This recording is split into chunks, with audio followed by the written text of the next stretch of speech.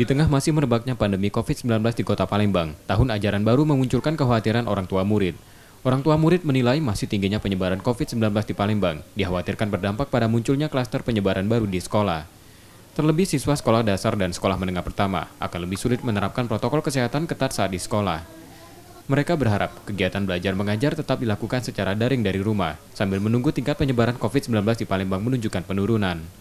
Kalau melihat kondisi sekarang, kayaknya saya lebih tertuju untuk daring dulu, online dulu, belajarnya di rumah. Kesehatan anak itu nomor satu bagi saya, karena kita tidak tahu, ini kan namanya virus ini kita tidak tahu bagaimana kondisi anak. Kadang-kadang dia dari rumah memakai masker, cuci tangan atau dan sebagainya, tapi begitu dia sudah kumpul sama teman-temannya, terkadang dia lupa, dia hilap, dia atau gimana, tidak cuci tangan, tidak pakai sanitizer atau tidak bermasker. Nah, itu kadang-kadang buat kita cemas sendiri.